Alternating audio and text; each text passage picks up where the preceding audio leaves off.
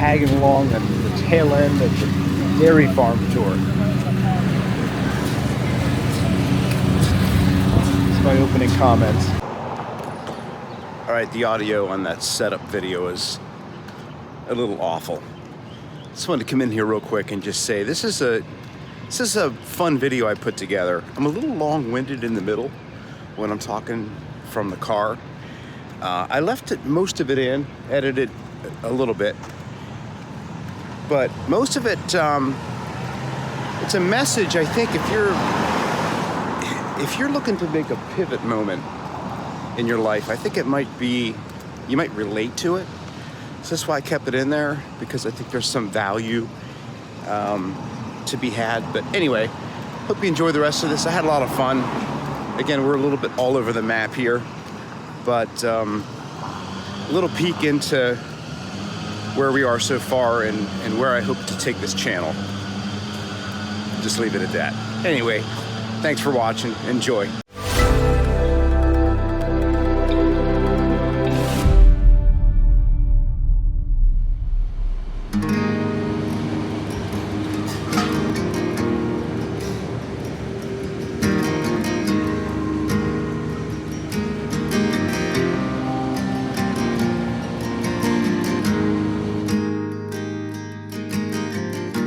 So I really didn't grab enough B-roll while I was there to kind of go with this story, but I'm gonna do a little bit of narration here, a little voiceover action to go with the story. So here we go. So I got to experience something pretty special. There's actually a behind-the-scenes tour of a modern dairy farm led by one of the farmers themselves. Now, I showed up to this tour about maybe a half hour into the tour itself. And I hung around for the second part of it, and Natalie said, do you want to hang around and I'll give you the first part of the tour when everybody leaves. So she did that. I think I got a kind of a special tour that in retrospect I really wish I would have recorded more of and maybe got her on camera. And by the way, if I haven't said it yet, I think I'm going to throw in some random B-roll from other farms, not necessarily this one, to go with this. Burning Acres is a farm that is run by Natalie and her husband, Matt. Natalie, who wasn't raised on a farm, got a whole new experience when she married Matt back in 2007. Most of this information is on the website, by the way, which I will link below.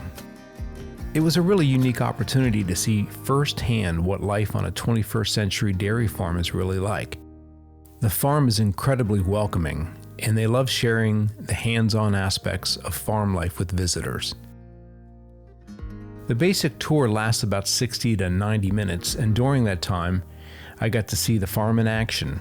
And I even got a chance to milk a cow. Okay. All right, so yeah, you're gonna hit this button here. These two, this one, and hold on, this one, and this one, to the front two teeth.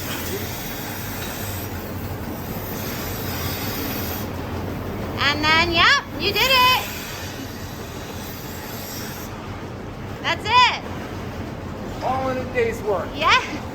Look at that. It falls off when it's done? Yep, it'll just come off automatically. It was also really interesting to learn about all the innovative technology they use on the farm these days. And to top it off, we ended the tour with a delicious ice cream treat. You really need to clean this place up. Look at them. They were so tiny like 2 weeks ago. Which was the perfect way to wrap up such a fun and informative visit. Little piggies. Big piggies. Now there are several ways to enjoy this place, ranging from the tour I was on, to day camps for the kids, to get this, a cows, wine, and charcuterie experience for the adults. Now that sounds yummy. Anyway, again, I'll link to their website below. And Natalie, thanks for the tour. I learned so much, and hope to make it back there someday. So again, you never really know how the day is going to unfold, and I'm barely into the day. On my way to Iowa, decided to stop at this place called Burning Acres Farm. It's a dairy farm here outside of Galena. Where exactly am I, by the way? Thank you, Natalie, for the tour. I popped in on an hour-and-a-half tour that was well into an hour, and I tailed along on the very end of the tour, and then she was gracious enough to retract the first part of the tour with me by myself, and I was able to ask all sorts of questions, and I really have a newfound appreciation and respect and admiration for the private farmer, the small farmer. Natalie and her husband run this place. At the stop sign, turn left onto Highway Z. They have 5 children, and you know what? I think I'll do a little narration and talk about the farm here. I had a great time, and I got to milk a cow. Milked a cow. What a cool experience. You know, I was talking to Natalie a little bit on the second part of the tour after she had given me a lot of information. I kind of, you know, told her what I was doing, what my deal was, and the quick elevator pitch of what I've been working on, this project. And I says, one of the things that really interests me as I go through my own pivot is the stories of other people making a pivot in their life.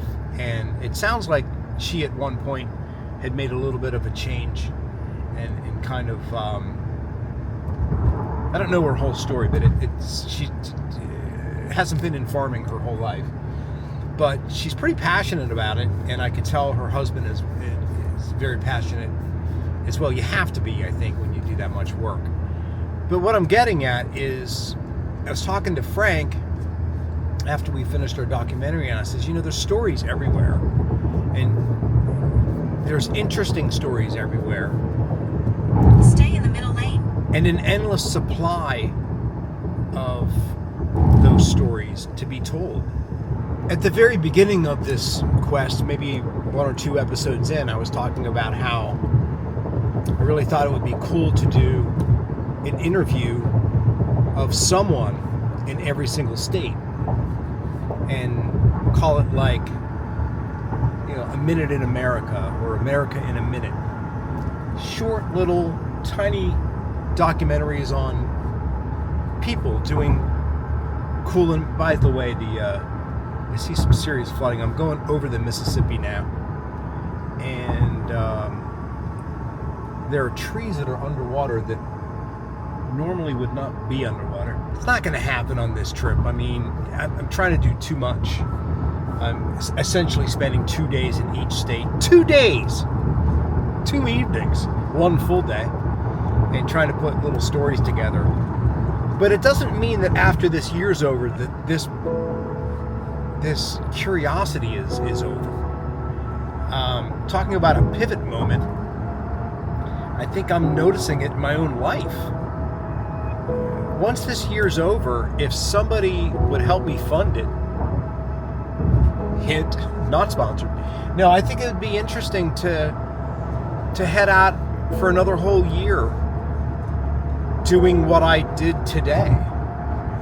You know, I would have loved to have set up a couple of cameras, a boom mic, some great lighting in the farm and interview Natalie on everything she talked about and really make it look, I think from my experience of working on the Kahana project, I can really make these interviews, I mean, I can make them look great, you know, and add the B-roll in and, you know, get somebody to help me write a story, put together this thing.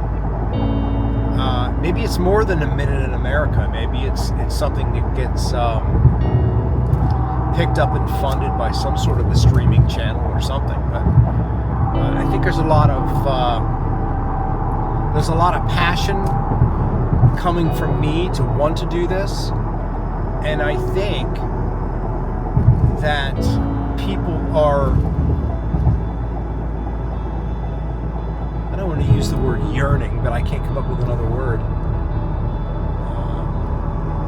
People are in need, I guess, of entertainment that's just real, you know? Not reality show entertainment, but just real positive messages.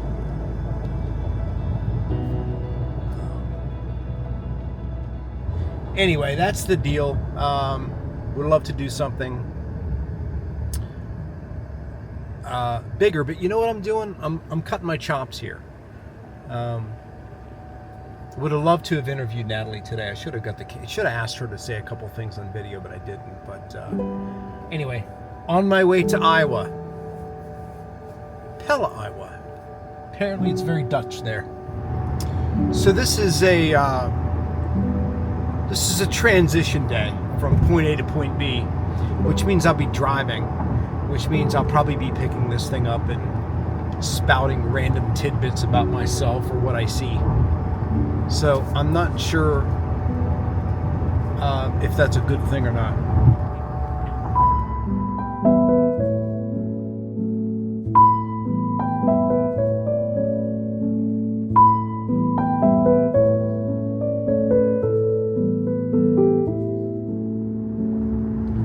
For the last 40 years of my life, I've been lighting special events, and I really got into it. Maybe a little too much.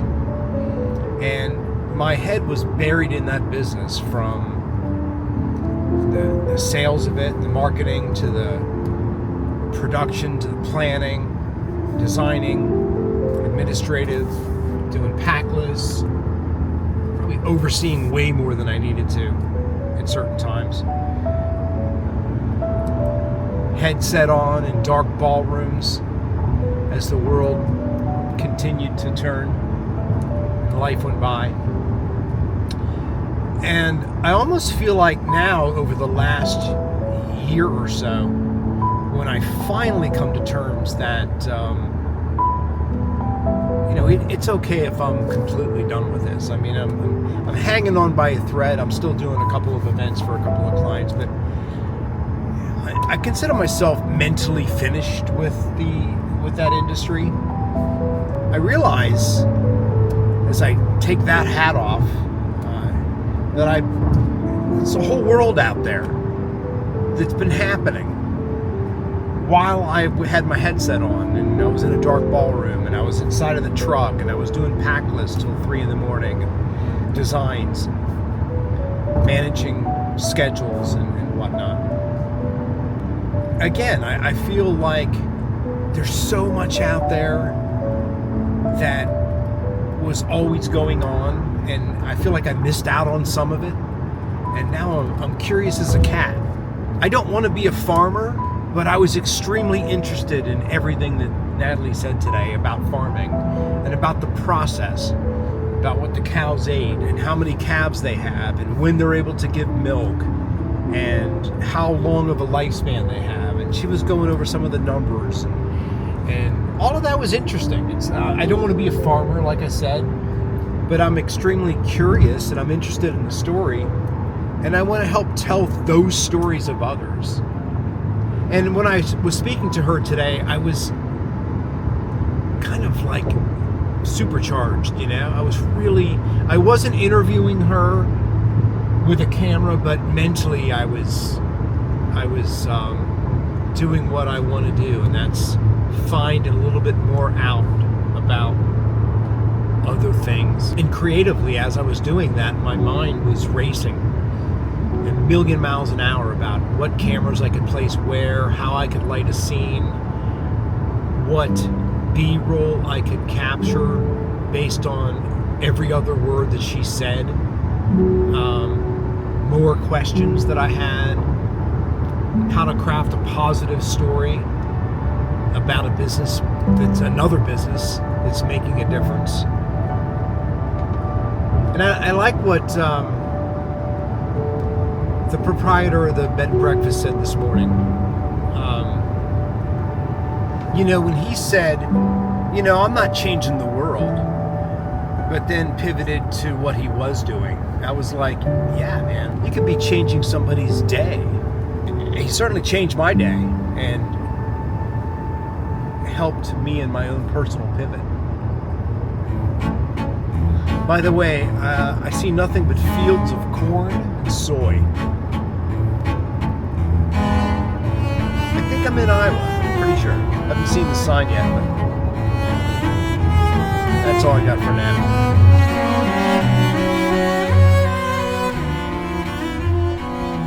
stop at a rest stop here. I'm somewhat mesmerized by all these wind turbines. It's kind of cool. Rows and rows and rows of corn. And it's actually rather cool out now. I'm guessing it's windy. It feels like it's in the lower 60s. I'm in Iowa. Windmills and corn. And a lot of driving so far. This little stack of windmills. A whole bunch of them in a row here. There's another group out there. I gotta admit, they're kind of mesmerizing to watch. Shouldn't be while I'm driving though.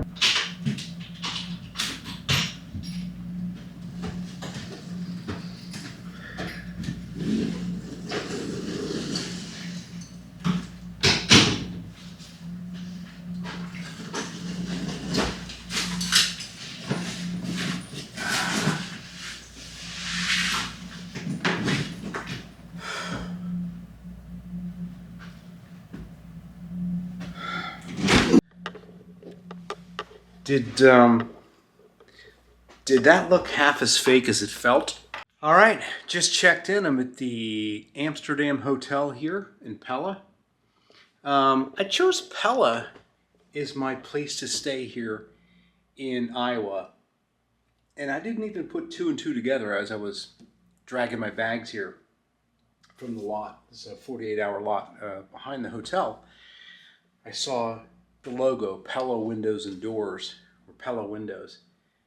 And I was like, wait a minute, that's right. They're like a famous window company. So I don't know if they have anything to do with the name of this town. Maybe so. Probably, obviously so. Anyway, I don't know if I can open the window. I wish I could. I guess I can't. I have a view of the windmill, which I'm sure we'll be seeing more of later. But if you could see around the corner, it's the famous Pella Windmill. I have a nice room here. I think I'm going to take some photos before I muck it up like I mentioned before.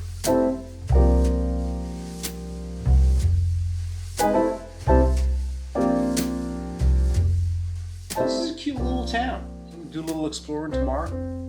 Get settled in now, have some dinner. And I guess that's the vlog for today. You know, I had a really good moment this morning, or a good, not moment, but good experience. Again, interviewing the owner of the bed and breakfast I stayed at, and the little tour through that farm was really cool too. So thank you both for that. I think I've talked ad nauseum about that so far. More to follow for sure.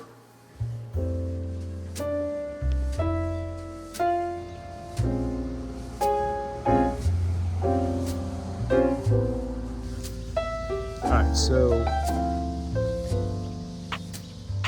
end of a travel day, but I must say that I feel like I've planted myself into a little hamlet, if you would, a little European village.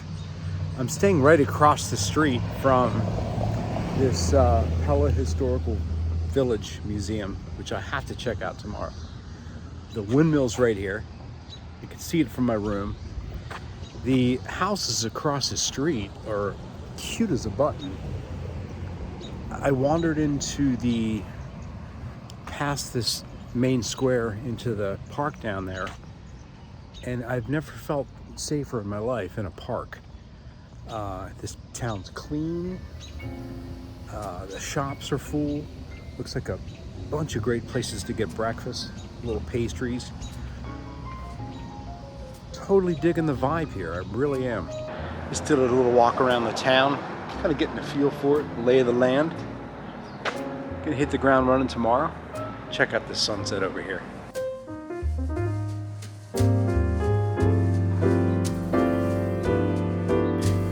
So I got a lot to explore here, and I got a whole day tomorrow. It wasn't an epic sunrise or sunset. I couldn't get a good angle on it. But what I did do is I was trying to capture what the sun was doing to this town. I was painting some light on some of the brick. And I don't know, I captured a little bit of that. I guess I'll close out with that. Anyway, it was a fun day of travel. Thanks for being here. And it's going to be a full day of exploring Pella tomorrow. And what's around here? And what is around here? I don't know. I guess we'll find out tomorrow.